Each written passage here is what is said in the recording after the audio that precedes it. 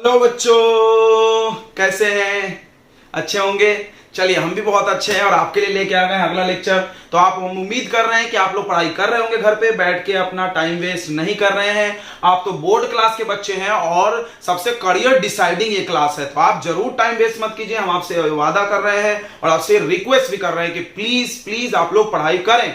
इस लॉकडाउन में पूरी मौज मस्ती कर में ही टाइम वेस्ट ना कर दे। आप खेले कूदे सोए, सारा कमाई करने के बाद भी आपको प्रतिदिन 6 घंटे पढ़ना चाहिए, क्योंकि इससे अच्छा टाइम बाद में मिलने वाला नहीं है। स्कूल खुलेगा, कोचिंग खुलेगा, तो आप पे अचानक से बहुत ज्यादा प्रेशर आने वाला है। Are you ready for the pressure? Then आप अभी पढ़ाई करते रहो और हम उम्मीद कर रहे हैं कि हम लोग लेक्चर डालने का स्पीड बढ़ाएंगे। अगर आप कमेंट करेंगे तो फिजिक्स के भी हम बोर्ड लेवल तक का लेक्चर बना सकते हैं, ठीक है। ऑलरेडी जेडब्ल्यू का लेक्चर अरुण सर बना रहे हैं। अगर किसी को उसमें प्रॉब्लम हो, कुछ बोर्ड वाले बच्चे, एक दो बच्चों ने बोला, ज्यादा लोगों ने बोला नहीं है, तो आप हिचकिचाए नहीं, आप ट्रांसपेरेंसी रखें और मेरे से बात करें। बोले कि सर बोर्ड का बैच पढ़ा दो फिजिक्स जैसा कि हम क्लास में पढ़ाते हैं, then I will explain up to the board level. Okay, कोई प्रॉब्लम नहीं है मेरे को, उतना तो आपको पता ही है, 8-10 साल से पढ़ ही रहे हैं अपन, तो आ ही रहा है सारी बातें। तो चलो, आपकी मर्जी, आप कमेंट कर देना, वैसा हम लोग कर देंगे आगे। तो ये 8th लेक्चर है सोल्यूशन का, राइट। ऑलरेडी 7 लेक्चर्स आ गए हैं, पार्ट बाय पार्ट, थोड़ा थोड़ा हम पढ़ा रहे हैं। थोड़ा ज्यादा लेक्चर हो रहा है, ज्यादा पार्ट हो रहा है, कोई दिक्कत नहीं है। 12वीं का चैप्टर भी तो है, खास करके solution is the good chapter, तो थोड़ा ज्यादा लेक्चर्स हो सकता है, 9-10 लेक्चर हो जाए, चलता है ना, कोई प्रॉब्लम तो आपको होगी नहीं, आई थिंक। और आप नोट्स तो जरूर लिखना है ना, बिल्कुल आप लिखना चाहिए आपको, क्योंकि हम बेटर नोट्स भी दे रहे हैं। आप अच्छे से लिखो उसको, क्वेश्चन बनाओ। एनसीईआरटी के क्वेश्चन हम लगभग करा रहे हैं, कुछ छोड़ रहे हैं तो आप खुद से ट्राई करो, एक्सरसाइज में जाके बनना चाहिए, ठीक है। और असाइनमेंट हम देंगे खत्म होने के बाद। और सभी लोगों से रिक्वेस्ट है, जिसने फीस जमा नहीं किया है, पेड मेंबरशिप नहीं लिए हैं, तो आप जरूर ले ले, फीस जमा करें, बिकॉज हम लोगों का भी खर्चा पानी, दाना रोटी चलना चाहिए। भूखे पेट रहेंगे नहीं, पापी पेट का सवाल है, आपको पता है। लॉकडाउन में और कोई सोर्स ऑफ इनकम है नहीं, तो please you can help me. Okay, कुछ बच्चों ने जमा कर दिया है, बहुत बहुत धन्यवाद उनको दिल से। और जिन्होंने नहीं किया है, प्लीज आप जो भी अमाउंट कर सकते हैं, little bit you can. Okay, आपको लिंक भेज दिया गया होगा पेमेंट करने का। चलिए, तो पढ़ाई चालू करते हैं। हमने कोलिगेटिव प्रॉपर्टी पढ़ा रहे थे। कोलिगेटिव प्रॉपर्टी क्या होता है? जो मोल्स ऑफ सोल्यूट पे डिपेंड करता है, राइट। कोलिगेटिव प्रॉपर्टी 4 होते हैं, यानी सॉल्यूशन में जो सोल्यूट डाला जाए उससे 4 प्रॉपर्टी बदलती है। पहला, elevation in boiling point, right. मतलब पहला था relative lowering of vapour pressure, यानी वेपर प्रेशर सॉल्यूशन का घट जाता है अगर उसमें तुम सोल्यूट डाले तो, सॉरी, अगर तुम सॉल्वेंट में सोल्यूट डाले तो वेपर प्रेशर घट जाएगा, राइट। यानी पानी ले लो, नमक डालो, वेपर प्रेशर कम हो जाएगा। उसके बाद आपने देखा था एलिवेशन इन बॉइलिंग पॉइंट, यानी बॉइलिंग पॉइंट बढ़ जाता है। और तीसरा देखे थे depression in freezing point, and freezing point घट जाता है। और चौथा देखे थे ऑस्मोटिक प्रेशर। ऑस्मोटिक प्रेशर क्या होगा? तो बढ़ेगा। अगर आप देखोगे मोस्ट ऑफ सोल्यूट डालोगे तो ऑस्मोटिक प्रेशर बढ़ेगा।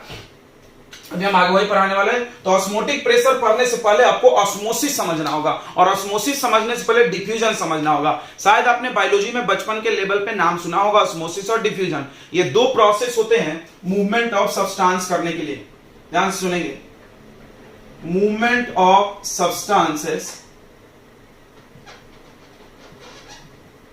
substances are done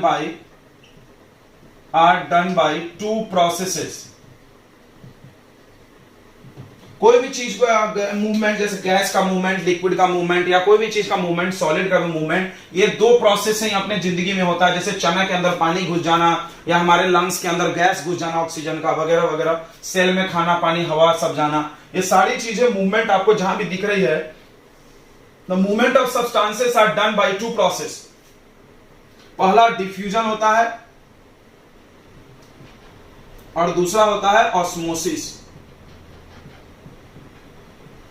पहला डिफ्यूजन और दूसरा ऑस्मोसिस। हम लोग एक एक करके इसको देखेंगे। तो डिफ्यूजन क्या होता है और ऑस्मोसिस क्या होता है, अक्सर इसमें डिफरेंस भी पूछा जाता है कभी कभी बोर्ड लेवल में। तो डिफ्यूजन और ऑस्मोसिस को समझने के लिए हम एग्जांपल ले रहे हैं। मेरे पास ये कंटेनर है, ध्यान सुनेंगे, एक कंटेनर है और यहां पर आपके पास ये परमिएबल वॉल है, मतलब ऐसे वॉल है, पेपर एक खास तरह का, जिससे चीजें आ सकती जा सकती है, ठीक है। और यहां पे आपको 2 सॉल्यूशन रखा है। यहां पर हमने रखा है एक हाई कंसंट्रेशन का सॉल्यूशन, और यहां पे रखा है हमने लो कंसंट्रेशन का सॉल्यूशन। तो ये है सॉल्यूशन 1, यह है सॉल्यूशन, और यह है सॉल्यूशन 2।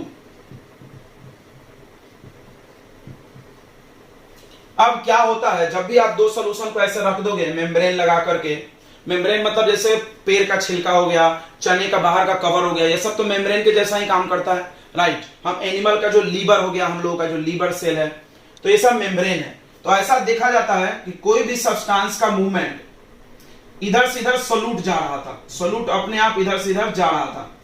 जैसे आपको समझ गया होगा ये चीज, जैसे आपके पास एक बाल्टी है, एक बाल्टी में आप क्या करो, पहले से एक गाढ़ा वाला सोल्यूशन रख दो जिसमें ज्यादा नमक है, और बाद में एकदम आराम से धीरे धीरे एक दूसरा सोल्यूशन रख दो जिसमें नमक कम है, छोड़ दो। तो क्या आपको दिखेगा कि नमक अपने आप इधर से इधर जाके मिक्स हो जाएगा, आपको कुछ करने की जरूरत नहीं है। यानी सोल्यूट का मूवमेंट हो गया किधर से किधर, हाई कंसंट्रेशन से लो कंसंट्रेशन। अब इसमें पानी है, पानी भी तो मिक्स हो रहा होगा, सॉल्वेंट भी मिक्स हो रहा होगा। जी हाँ, इसको समझने के लिए आप ऐसा समझो, आप दो सॉल्वेंट ले लो, एक अल्कोहल ले लो और एक पानी ले लो, दो सॉल्यूशन ले लो, एक अल्कोहल वाला और एक पानी वाला, दोनों को मिलाकर छोड़ दो, कुछ मत करो। तो आप धीरे धीरे देखोगे कि सॉल्वेंट भी आपस में मिक्स हो रहा है, यानी पानी और अल्कोहल भी मिक्स हो रहा है। तो वो किधर से किधर जाएगा, वो किधर से किधर जाएगा, तो वो जाता है लो कंसंट्रेशन से हाई कंसंट्रेशन। ये डिफ्यूजन है, ठीक है, ध्यान समझना। तो क्या हो रहा है डिफ्यूजन में, डिफ्यूजन में क्या हो रहा है कि सोल्यूट पार्टिकल हाई से लो जा रहा और सॉल्वेंट किधर से किधर जा रहा, लो से हाई। बट अगर तुम ध्यान से देखो तो ये भी हाई से लो ही है।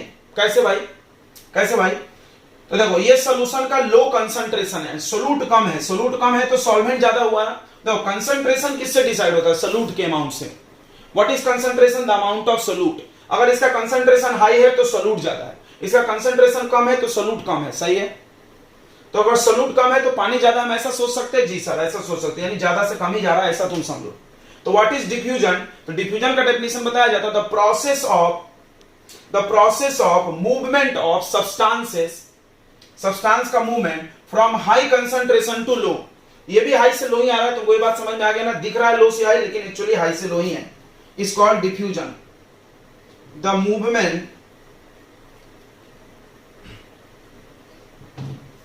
The movement of substances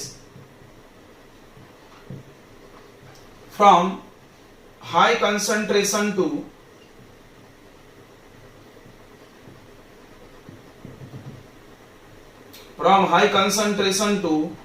low concentration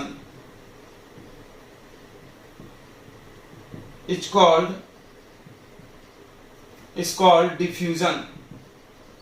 इसको हम लोग डिफ्यूजन बोलते हैं, ठीक है, ध्यान समझते जाना। डिफ्यूजन में हाई से लो चीजें जाती है। अब ऑस्मोसिस को समझते हैं, ध्यान समझो, इसी डायग्राम को हम इधर भी बनाने वाले हैं। अभी यहां पर मेम्ब्रेन नहीं भी रहा तो ये काम हो जाता था, जी हाँ हो जाता था। आप दो सोल्यूशन को ऐसे भी मिक्स करो तो चला जाता है, अभी हम बता रहे थे। लेकिन अब हम क्या करें, एक खास तरह का मेम्ब्रेन लगाएं, यहां पे लेयर लगाएं। इस मेम्ब्रेन का हमने इसमें ऐसा छेद रखे, होल्स रखे, टाइनी पोर्स रखे। इस मेम्ब्रेन का नाम है एसपीएम। एसपीएम यानी सेमी परमिएबल मेम्ब्रेन।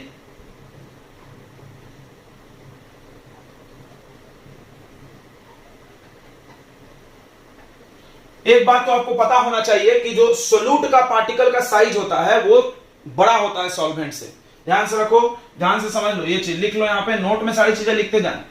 ऊपर का तो आपने नोट कर लिया होगा, हम कुछ चीजें यहां नोट करेंगे जो कि आपको जरूरत पड़ेगा। तो पहला आपको क्या नोट करना चाहिए, सबसे पहला नोट करना चाहिए कि सोल्यूट, ध्यान से सुनेंगे, सोल्यूट पार्टिकल्स ऑलवेज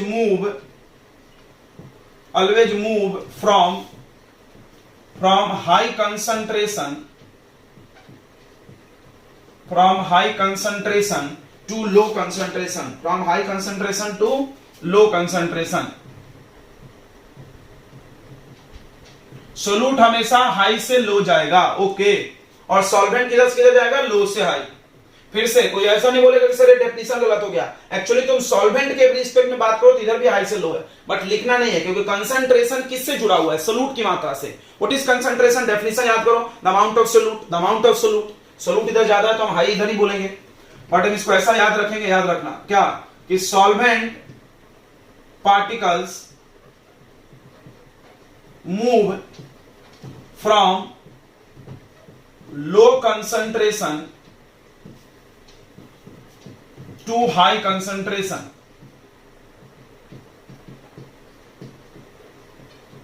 ध्यान से समझेंगे, अब ये जो ऑस्मोसिस प्रोसेस बनाया गया है वो डिफ्यूजन से ही बनाया गया है। Diffusion is the main process. Diffusion यहां रूम में भी हो रहा है। जैसे आप डिओड्रेंट लगा, अब ये डिओड्रेंट पूरा फैल गया। कैसे? डिओड्रेंट के पार्टिकल मूव हो गए हाई कंसंट्रेशन से उधर लो की तरफ, जिधर डिओड्रेंट का नहीं है स्मेल। हर जगह होता है, बिना मेम्ब्रेन का भी डिफ्यूजन होता है। ये क्लियर हो गया ना? ओके। अब ऑस्मोसिस में देखो हमने यहां एक खास मेम्ब्रेन लगाया, semi permeable membrane.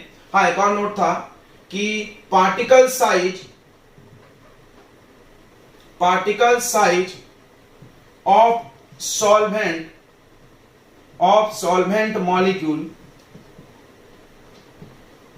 molecules is less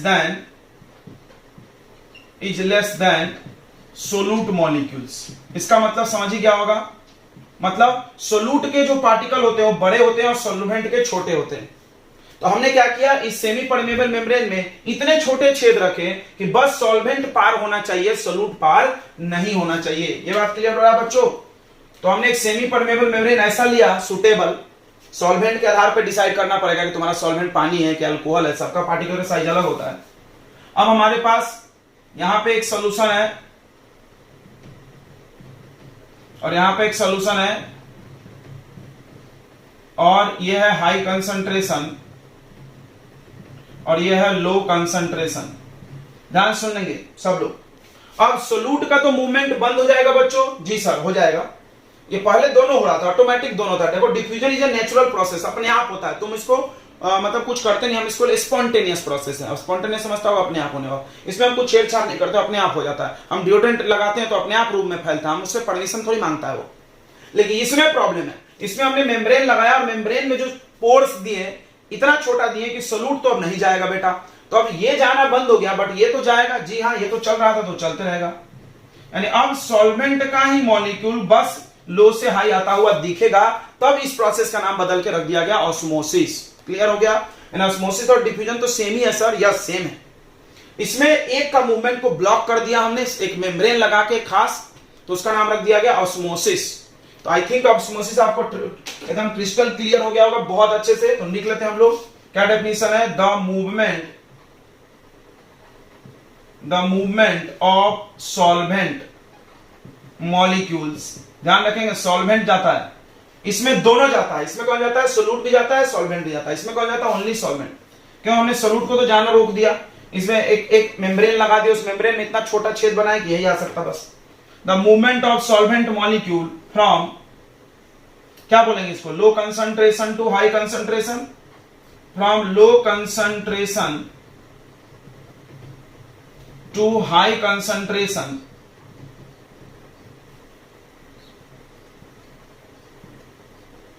अब इसमें एक बात बहुत लिखना जरूरी है, through semi permeable membrane. Oh yes yes, सही बोला सर आपने, ये तो लिखना बहुत जरूरी है। Semi permeable membrane is called osmosis. तो आप नोट करते जाएंगे, पेन पेपर ले और नोट करें पॉज करके। मतलब अगर हम एसपीएम खींच के बाहर निकाल ले तो फिर तो ये डिफ्यूजन चालू हो जाएगा, सोलूट भी जाएगा, सॉल्वेंट भी जाएगा। जी जी जी, यानी ये मेम्ब्रेन का होना बहुत आवश्यक है।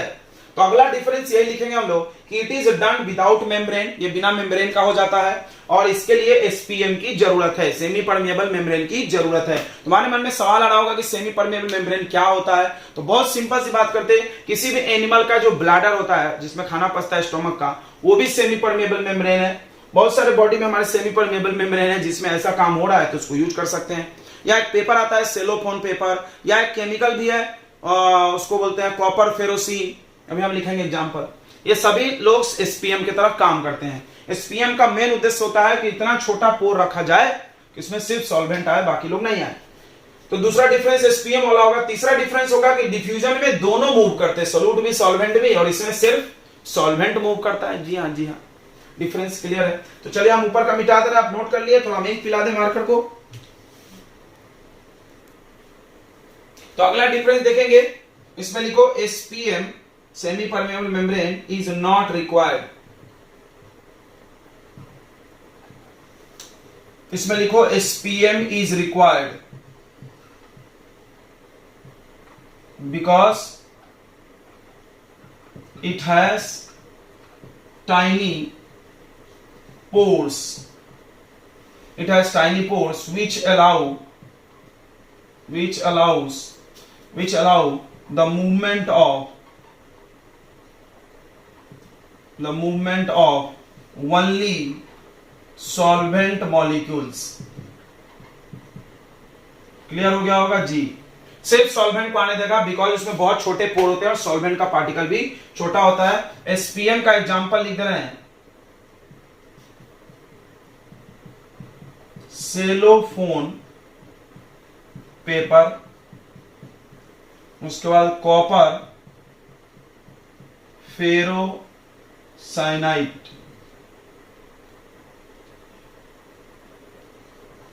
ठीक है, ये सेलोफोन पेपर, कॉपर फेरोसाइनाइट। उसके बाद एनिमल मेम्ब्रेन भी लिख लो।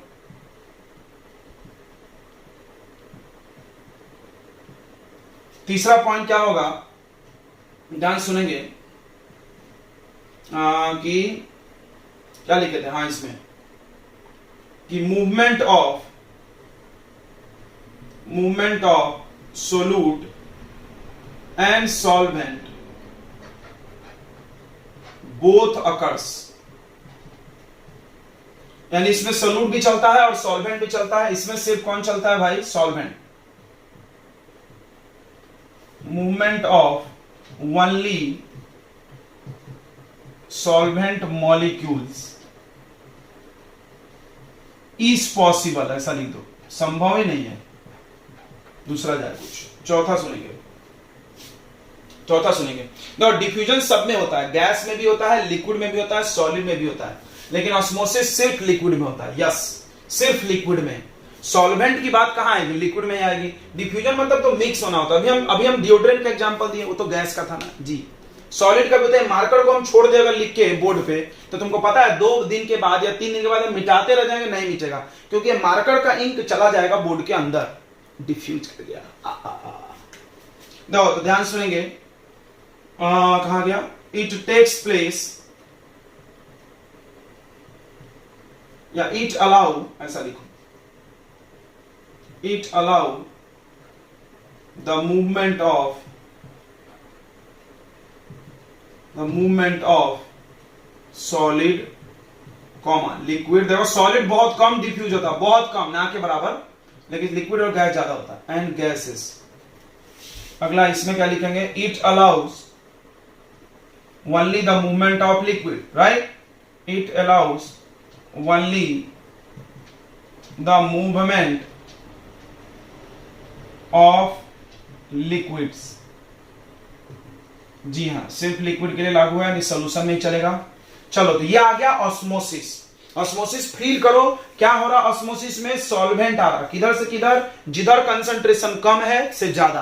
कंसंट्रेशन किससे नापा जाता है, सोल्यूट की मात्रा से। जिधर सोल्यूट ज्यादा रहेगा उधर हाई कंसंट्रेशन, सोल्यूट कम रहेगा तो लो कंसंट्रेशन। चलो अब हम लोग पढ़ेंगे ऑस्मोसिस। क्लियर हो गया। एग्जाम्पल आपको बहुत सारा पता होगा इसका और इसका।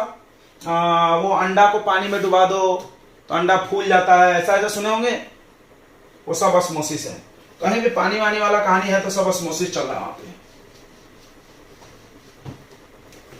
चलो अगला पढ़ना ऑस्मोटिक प्रेशर। तो ऑस्मोसिस से ही ऑस्मोटिक प्रेशर वर्ड आया है। अब कैसे हुआ है थोड़ा समझेंगे।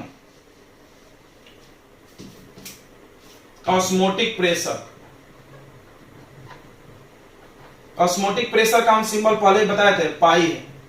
ये मैथ वाला पाई नहीं है, सिंबल ही पाई है, ठीक है। अब हमारे पास ध्यान सुनो, एक कंटेनर है। इस कंटेनर के बीच में थोड़ा अलग ही टाइप का बना लेते हैं हम, बुक जैसा। बुक में जैसा बना है वैसा बना लेते हैं, कोई दिक्कत है नहीं सर।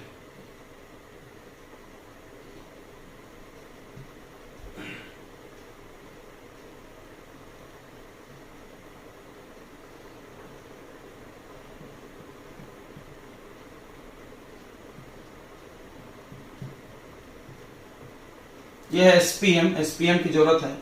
इधर हमने भर दिया सॉल्यूशन और इधर भर दिए सॉल्वेंट यानी ओनली पानी। इधर नमक पानी, टक टक टक टक टक टक टक टक टक,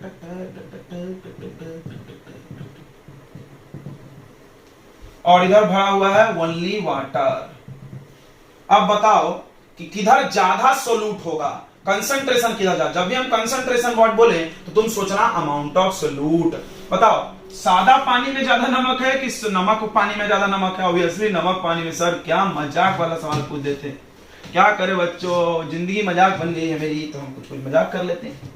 देखो तो ये बात सबको समझ में आ रहा है कि इधर हाई कंसंट्रेशन है और इधर है लो कंसंट्रेशन। कंसंट्रेशन सोल्यूट की मात्रा होती है, सोल्यूट समझता होगा नमक शक्कर जो भी, तो पानी है ये प्योर सादा वाला और ये तो पानी शक्कर है तो ज्यादा इधर होगा। यानी अब ऑस्मोसिस होगा तो किधर से किधर जाएगा वो पानी, पानी जाएगा, याद रखो किधर से किधर, लो कंसंट्रेशन से हाई, यानी इधर से इधर। समझ में आ गया? तो ये ऑस्मोसिस हो रहा है। जैसे ही हम इस कंटेनर को ऐसा रखेंगे, भरेंगे, इस पे एसपीएम लगा देंगे, तो यहां पे क्या होगा, ध्यान सुनने, बाय ऑस्मोसिस, ऑस्मोसिस से, by osmosis movement of solvent molecules start from किधर से किधर, फ्रॉम किधर से किधर, from solvent side to, from solvent side to solution side. सीधी बात करो, सीधी बात अगर करें एकदम, तो लो कंसंट्रेशन से हाई कंसंट्रेशन, भाई लो से ही हाई जाएगा, चाहे तुम कुछ भी बोल लो, सॉल्यूशन 1 सॉल्यूशन 2 बोल लो, सॉल्यूशन सॉल्वेंट बोल लो, हाई और लो पता होना चाहिए, किधर ज्यादा सोल्यूट है किधर कम है, तो कम से ज्यादा की तरफ जाएगा। अब हमने क्या किया, देखो अभी सब हर इस दुनिया में हर चीज पे एक प्रेशर लगता है, इसको बोलते हैं एटमॉस्फेरिक प्रेशर। इस पे भी लग रहा है, इस पे भी हवा का दबाव हर वस्तु पे लगता है और समान। अब हमने क्या किया, इसमें पिस्टन लगाए इधर साइड, सॉल्यूशन साइड, ध्यान सुनो, सॉल्यूशन साइड हमने लगा लिया पिस्टन। पिस्टन समझता होगा, जी हाँ, सिरिंज में होता है जैसा, देखे होंगे डॉक्टर का सिरिंज, वैसा कुछ। और उस पिस्टन को यहां पर हमने थोड़ा दबा दिया हाथ से, मतलब अब प्रेशर थोड़ा हम जम से लगा दिए।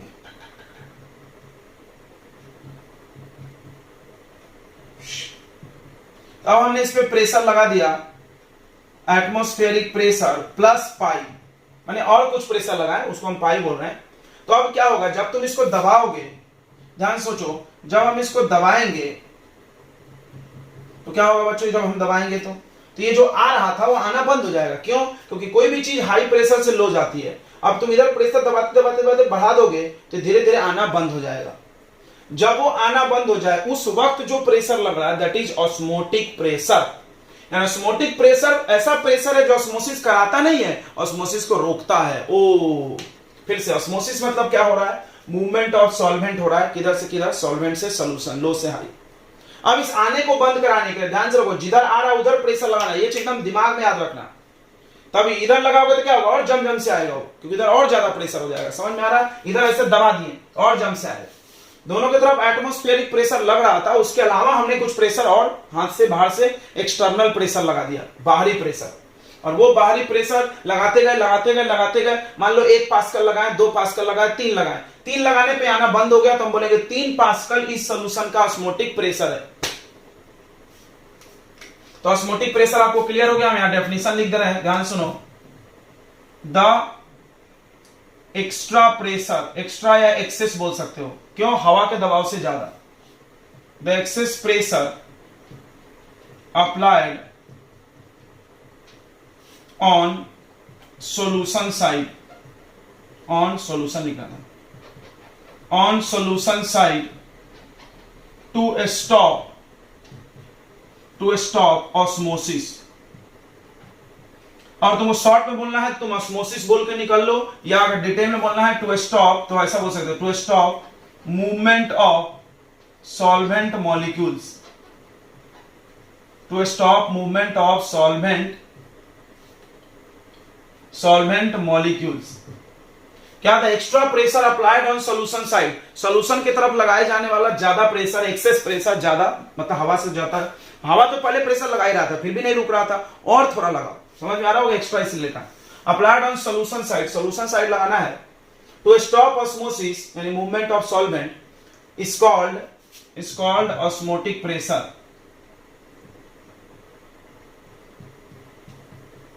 Is called osmotic pressure. It is denoted by pi, सबको पता है।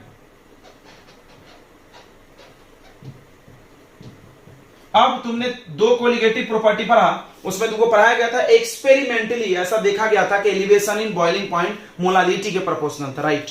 डिप्रेशन इन फ्रीजिंग पॉइंट भी मोलालिटी के थे। यहां भी ऐसा ही किया गया। इसमें और नमक डालें और फिर प्रेशर लगा के देखें, क्या लग रहा तुमको? गाढ़ा सोल्यूशन रहेगा और पतला रहेगा, डाइल्यूट रहेगा। किसमें जम से दबाना पड़ेगा रोकने के लिए? तो गाढ़ा में, यानी जितना ज्यादा कंसंट्रेशन रहेगा उतना ज्यादा प्रेशर लगेगी इसको आने से रोकने के लिए। ओ, यानी ऐसा देखा गया एक्सपेरिमेंटली। ये सब मिटा दे बच्चों, ये सब नोट कर रहे हैं ना आप? नोट फटाफट बनाते जाए, वीडियो पॉज करें और नोट लिखे मेरे बच्चों, नोट जरूरी है। तो देखो इधर ऐसा हम लिख देते हैं हम लोग, एक्सपेरिमेंटली ऐसा देखा गया कि पाई यानी osmotic pressure is directly proportional to C. अब यहां पे सी है मोलर कंसंट्रेशन, देखना मोलर यानी मोलारिटी। अब तुम सोच रहे हो क्यों एम क्यों नहीं लिख रहे हैं भाई? नहीं लिख रहे हैं, बुक में सी लिखा, हम भी सी लिख दिया, एम भी लिख सकते हैं, मोलारिटी। एंड एक चीज और देखा गया, and pi proportional to T. T है एब्सोल्यूट टेम्परेचर। एब्सोल्यूट लगा हो किसी टेम्परेचर के नाम में तो समझ लेना कि टेम्परेचर केल्विन में रखना है। समझ में आ गया? मतलब अगर गर्म सोल्यूशन रहेगा तो ज्यादा प्रेशर लगाना पड़ेगा, ठंडा रहेगा तो कम लगाना पड़ेगा। ओ, गर्म चीज का इधर प्रेशर पहले से ज्यादा रहता है। अब इसको मिला दो तो pi is equal to C R T या आर सी टी, जो भी। इसको थोड़ा सीधा कर लेते हैं, सी आर टी। आर कहां से आ गया आपको समझ गया होगा, कांस्टेंट, वेयर आर का नाम आप पहले भी पढ़ोगे 11th में, आर इज गैस कांस्टेंट।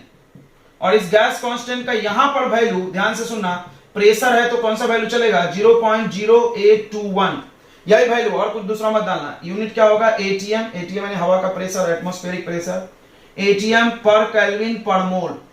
आपको याद होगा आर का एक और वैल्यू है 8.314, वो इलेक्ट्रोकेमिस्ट्री में चलता है, एनर्जी वाले में जूल होता है। तो यहां पर प्रेशर है, देखो pi is pressure, T is temperature kelvin में, और ये मोल है, तो इसी से बना के इसका यूनिट बना है एटीएम। लेकिन कभी कभी सवाल में ना बदल दिया जाता है वैल्यू, तो आपको इसको अलग यूनिट में बनाना पड़ेगा।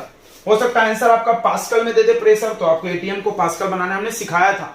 चलो नहीं याद होगा तो हम बता देंगे, आप टेंशन मत लो। आप इतनी चीजें समझ में आ गए, यही मेन है इस चैप्टर का। तो तुम यहाँ एक डायलॉग लिख सकते हो, क्या? Osmotic pressure is directly proportional to molar concentration. ऐसा देखा गया। देखो थ्योरेटिकल लिखा करो, तुम बोर्ड लेवल के हो तो नोट्स थोड़ा लिखना, थ्योरी लिखना चाहिए। यहां पे लिखना osmotic pressure is directly proportional to absolute temperature. इसको कंबाइन किए तो ये सीटी हो गया, आर कांस्टेंट है, सबको समझ रहा होगा। पाई इक्वल टू सीआरटी, ये बात फील हो गया।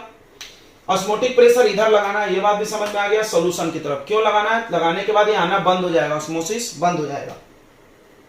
ठीक है, अब इस फॉर्मूले पे हम लोग कमाल करेंगे, लेकिन उसके पहले थोड़ा सा इसको तोड़ लेते हैं। इस फॉर्मूले को यहां नोट करें, मिटाएं ये। पाई प्रेशर है, प्रेशर का यूनिट क्या होगा? पास्कल, बार, एटीएम, हम सब बता रहे हैं। देखो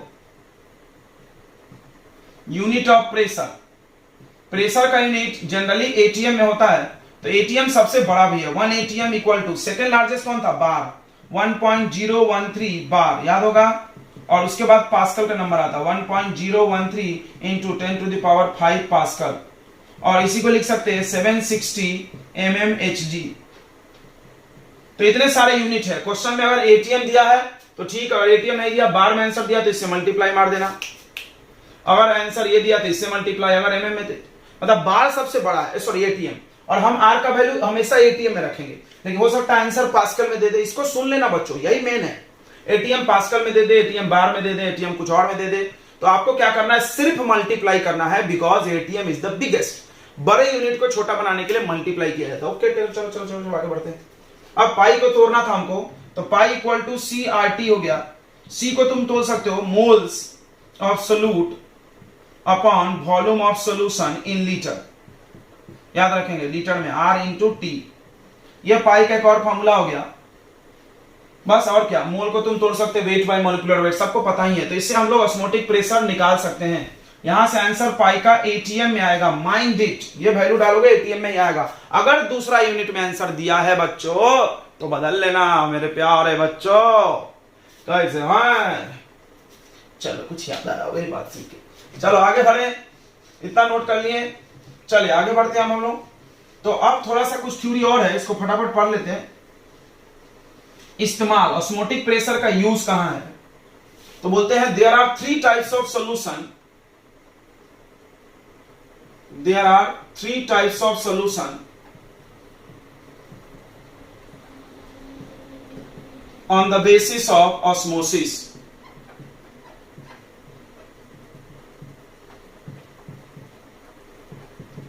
ऑस्मोसिस के आधार पे 3 प्रकार के सॉल्यूशन है। एक है आइसोटोनिक सॉल्यूशन, तो ये नाम ना बहुत मिलेगा, क्वेश्चन बनाते समय बोलेंगे 2 सॉल्यूशन है, दोनों आइसोटोनिक है।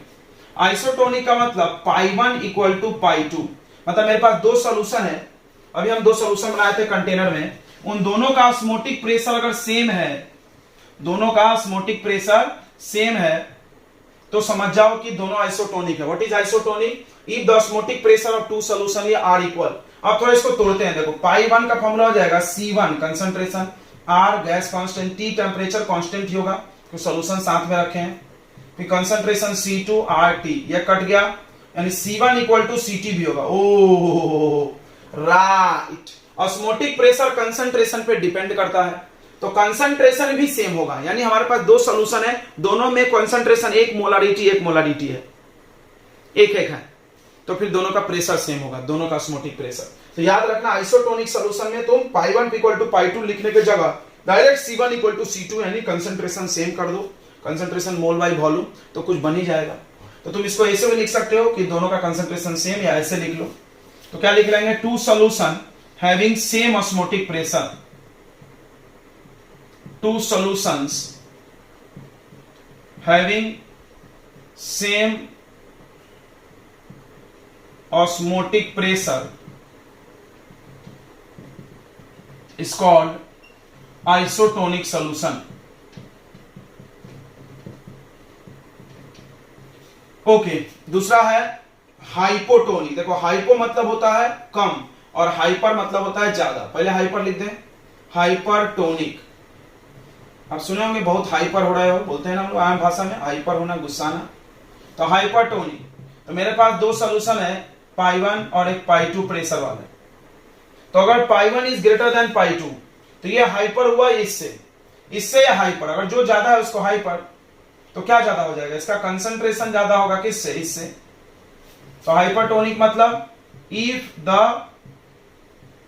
Osmotic pressure of a solution is more than other solution, then it is called hypertonic. Then it is called hypertonic. Okay, get it? Yes. अगला एक नाम है तीसरा हाइपोटोनिक, बस 3 ही है। हाइपोटोनिक क्या होगा? हाइपोटोनिक, हाइपो मतलब कम, जस्ट उल्टा कर लो, π1 लेस देन π2 लिख लोगे खुद से? Yes, I know you can. क्या लिखेंगे? इफ द सॉल्यूशन है ऑस्मोटिक प्रेशर लेस देन, अगर एक सॉल्यूशन का ऑस्मोटिक प्रेशर कम है तो कंसंट्रेशन भी कम होगा जी। अब पढ़ते हैं हम लोग इसके बाद रिवर्स ऑस्मोसिस। ये आपने नाम सुना होगा, इसको शॉर्ट में RO बोलते हैं। RO का पानी पीते हो आप? जी हाँ, RO का पानी आप पीते होगे, तो RO का नाम सुने होंगे आप, रिवर्स ऑस्मोसिस। आपके घर एक्वागार्ड लगा होगा तो उसमें RO लिखा होगा। तो अब ये RO पढ़ेंगे हम लोग, RO क्या होता है और कैसे काम करता है। तो रिवर्स ऑस्मोसिस यानी RO, इसका यूज तो आप समझ ही गए हैं, पानी साफ करने के लिए होता है यूज, बराबर। तो रिवर्स ऑस्मोसिस नाम से पता चल रहा है ऑस्मोसिस का उल्टा। अब सवाल है ऑस्मोसिस उल्टेगा कैसे यार? तो ऑस्मोसिस क्या था, आप याद होगा आपको? नहीं याद है तो हम बताते हैं, थोड़ा हम डायग्राम बना ले। ये रिवर्स ऑस्मोसिस का डायग्राम है। डायग्राम कुछ खास बात और कुछ नया नहीं बनाया हमने, अभी हम 10 बार बना दे। इधर सोल्यूशन, इधर है सॉल्वेंट, यानी इधर गंदा पानी, सोल्यूशन गंदा पानी बोल सकते हैं ना, जी हाँ, उसमें कचरा मट्टी वट्टी सब घुला हुआ है। ये इम्प्योर वाटर, इधर प्योर वाटर। अगर हम प्रेशर नहीं लगाएं, यहाँ पे SPM लगाएं, ध्यान समझना, फिर से रिवाइज कर लो। अगर हम यहाँ कुछ प्रेशर नहीं लगाएं तो अपने आप सॉल्वेंट मॉलिक्यूल इधर से इधर आएगा। ये एक स्पॉन्टेनियस प्रोसेस है, उसका नाम है ऑस्मोसिस। अब हमने क्या किया, यहां से प्रेशर लगा दिया। दो बातें होगी, अगर हमने एक्सटर्नल प्रेशर इक्वल टू पाई लगाया यानी ऑस्मोटिक प्रेशर के बराबर, प्लस एक्सटर्नल भी है, एक्स्ट्रा याद रखो, यानी अगर हम ऑस्मोटिक प्रेशर के बराबर पाई लगाएं तो मूवमेंट ऑफ सॉल्वेंट स्टॉप्स। बराबर है, सॉल्वेंट इधर जा रहा था, हम दबा दिए, अब प्रेशर इधर ज्यादा हो गया, अभी नहीं आएगा। अब थोड़ा सोचो क्या होगा अगर हम और जम से प्रेशर लगाएं, थोड़ा सा फील करो। पहले क्या हो रहा था, इधर सीधा आ रहा था पानी, क्यों आ रहा था, हाई प्रेशर से लो प्रेशर आ रहा होगा। हमने इधर प्रेशर बढ़ा दिया, अभी आना बंद हो गया, और प्रेशर बढ़ा दे तो वापस। कौन जाएगा, सोचो, पानी जाएगा कि नमक जाएगा। तो हमने तो बताया एसपीएम में छेद जो है, पोर जो है इतना छोटा है कि सिर्फ पानी ही आ जा सकता है, सोल्यूट तो जा नहीं सकता। तो कौन जाएगा इधर सीधा, सॉल्वेंट। अब सॉल्वेंट किधर से किधर जा रहा है, सॉल्यूशन से सॉल्वेंट की तरफ, पहले इधर से ज्यादा, यानी ऑस्मोसिस का ये उल्टा है, इसीलिए रिवर्स ऑस्मोसिस बोलते हैं। तो अगर जो तुम एक्सटर्नल प्रेशर लगा रहे हो वो पाई से ज्यादा हो, यानी ऑस्मोटिक प्रेशर से ज्यादा हो, तो मूवमेंट ऑफ सॉल्वेंट रिवर्स हो जाता है, ठीक है, from solution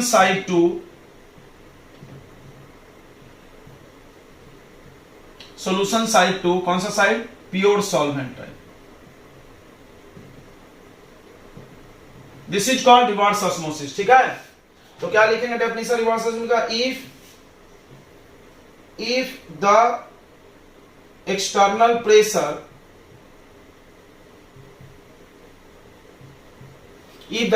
pressure applied on, pressure हमेशा सॉल्यूशन की तरफ ही लगाना है, on solution side is more than osmotic pressure of solution,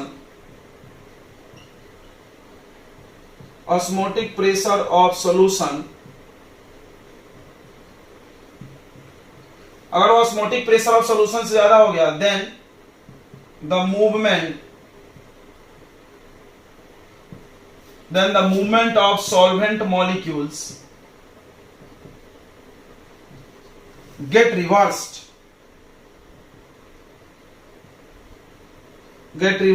from solution side to solvent side. This process is called reverse osmosis, यानी आरओ। ओके, अब इसका इस्तेमाल सबको पता है, इधर गंदा पानी, इधर प्योर पानी। It is use for purification of drinking water. Use लिख देते हैं, प्यूरिफिकेशन ऑफ ड्रिंकिंग वाटर्स, पानी का शुद्धिकरण। एक और है डिसैलिनेशन ऑफ सी वाटर, यानी समुद्र के पानी से नमक निकालने के लिए। ओ यस, ये नमक वाला रख लो पानी, और ये यहाँ पे साफ पानी रख लो, और प्रेशर ज्यादा लगा दो, इधर से सिर्फ पानी जाएगा, नमक तो जाएगा नहीं। तो सी वाटर को डिसैलिनेशन कर सकते हैं। सही है, आगे बढ़ते हैं। पानी भी साफ हो जाएगा, मेरा नमक भी हो जाएगा। तो ये हो गया ऑस्मोसिस टॉपिक खत्म, इतना ही पढ़ना ऑस्मोसिस में। अब इसके हम लोग क्वेश्चन कर लेंगे 2, और उसके बाद बढ़ जाएंगे अगले टॉपिक पे, that is abnormal molar mass. बहुत इंपॉर्टेंट है वो। तो ये एक आसान सा क्वेश्चन कर लेते हैं, फिर एक बढ़िया करेंगे। इस क्वेश्चन में एक ही ट्विस्ट है, कैलकुलेट ऑस्मोटिक प्रेशर यानी पाई निकालो इन पास्कल। हमने तुमको क्या बोला, पाई का आंसर हमेशा एटीएम में आता है, लेकिन उन्होंने पास्कल में पूछ लिया, कोई दिक्कत नहीं, हम तुमको बताएं। एक्सर्टेड बाय सॉल्यूशन वगैरह वगैरह blah blah, dissolve in 1 gram of polymer. एक पॉलीमर है जिसका मॉलिक्यूलर मास ज्यादा है, तो पॉलीमर का मोलर मास बहुत ज्यादा भी होता है, 450 ml वॉल्यूम है।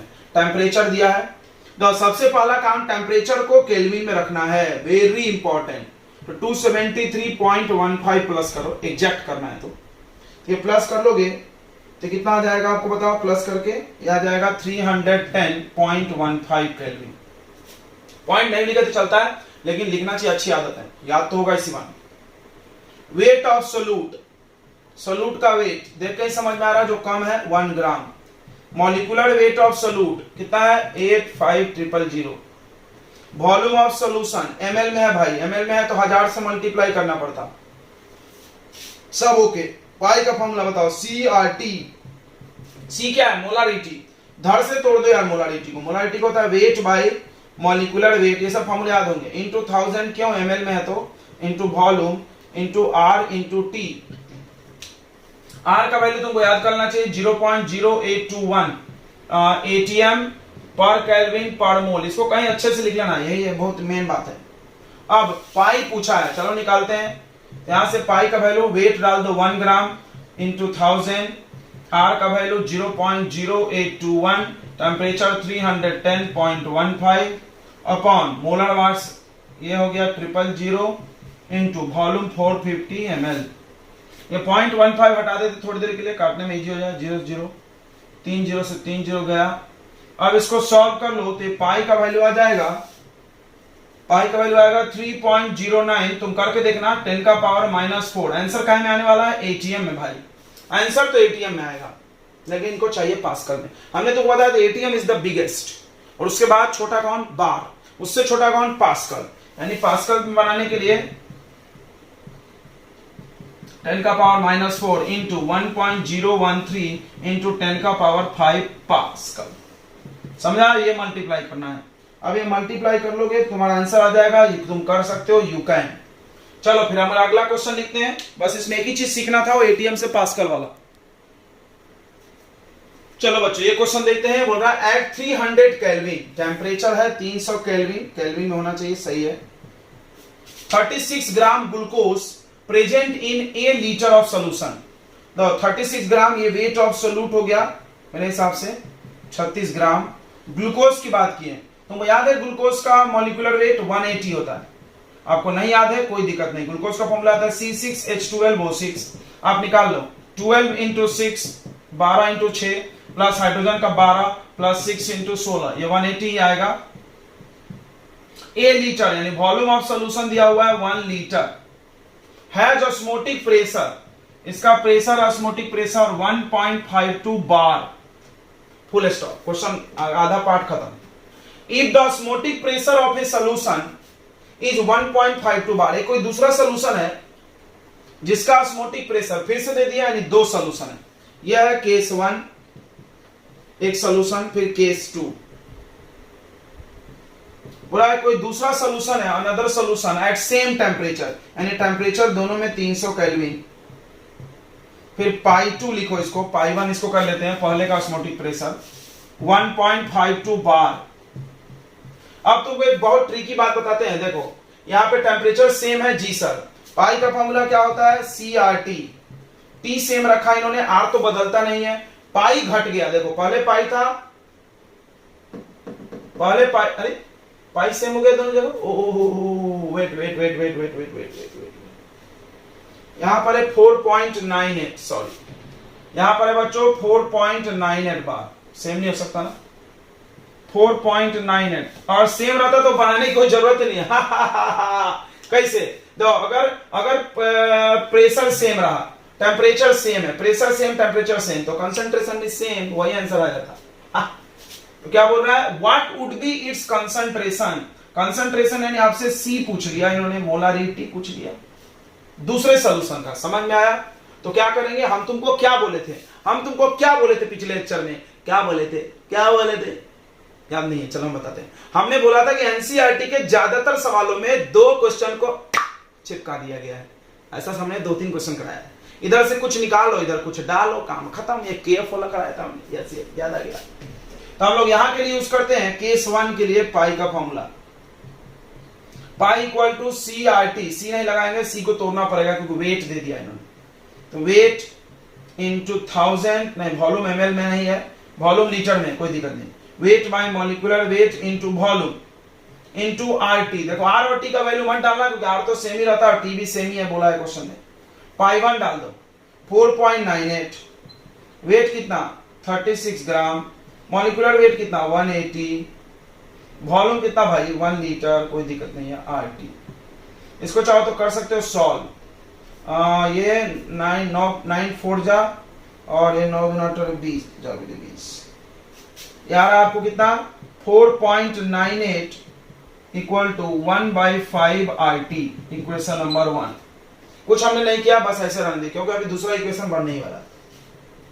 केस 2 देखो, what we want C concentration. तो केस 2 में हम पाई का फॉर्मूला लगाएंगे CRT। क्यों C सर? क्योंकि हमको डायरेक्ट C ही चाहिए ना यार। यहां पे क्यों फिर अलग कर दिए? क्योंकि यहाँ वेट मॉलिक्यूलर वेट दिया था, हम C को लिख सकते हैं मोल्स अपॉन वॉल्यूम, मोल को लिख दिया वेट बाय मॉलिक्यूलर वेट। अब पाई दिया 1.52, तो ऑस्मोटिक प्रेशर घटा है तो कंसंट्रेशन भी घटेगा। C पता नहीं है, R करना नहीं है जरूरत, और T भी से। क्या करेंगे ऐसे सिचुएशन में? क्या किया था? डिवाइड कर दिया जाता है दोनों इक्वेशन को। दोनों इक्वेशन को क्या कर दिया जाता है? डिवाइड कर दिया जाता है। जी हाँ, नीचे तक दिख रहा है, वही देख रहे थे। तो डिवाइड कर दो और यहां से C निकाल लो, बहुत आसानी से निकल जाएगा। तो 1.52 सॉरी 1 बोले ना, तो इसको ऊपर लिखो 4.98 equal to 1/5 RT divided by यहाँ पे 1.52 और यहाँ पे आ रहा है आपको ओनली CRT। तो RT से RT मर गया, ये 2 डेसिमल से 2 डेसिमल मर गया, यार 4.98 यानी पॉइंट हटा दो 152 इक्वल टू 1/5 और एक सेकेंड 1/5 अपॉन C। सही है जी, ये आ जाएगा ऐसा 1/5C। सही है। अब 5 को इधर मल्टीप्लाई कर लो और उसके बाद 152 से डिवाइड कर लो, then you will get the concentration. Concentration का यूनिट क्या होगा? मोल पर लीटर, क्योंकि लीटर में वॉल्यूम है। ये आता है 0.006 शायद मोल पर लीटर। देख लो आप, हम एक बार देख लेते हैं आंसर। 0.0 एक ही जीरो है, 0.06। सही है। C निकालना है, इधर ट्रांसफर कर लो, इसको इधर कर लेंगे ना, यहाँ क्रॉस मल्टीप्लाई तो करना है यार। ये देखो, ये चला जाएगा ऊपर और ये चला जाएगा नीचे, तो न्यूमरेटर बड़ा है डिनोमिनेटर छोटा, तो 0 पॉइंट में आएगा। चलो ये क्वेश्चन थोड़ा ठीक था और पिछला एकदम आसान था। तो हम लोग ये लेक्चर को करने वाले यहीं खत्म बच्चों। आपको पता होगा कि हम लोग हौले हौले कर रहे हैं, क्या पढ़ाई हाँ पढ़ाई धीरे धीरे कर रहे हैं अपन पढ़ाई। तो अगले लेक्चर में आते हैं ना क्वांटम फैक्टर के साथ, वेरी इंपॉर्टेंट है क्वांटम फैक्टर। तो चलो आज के लिए यही, अलविदा दोस्तों, मिलते हैं अगले लेक्चर में with another part of the solution chapter and another topic. Okay done. तो पढ़ाई कर रहे हैं, ऑल द बेस्ट।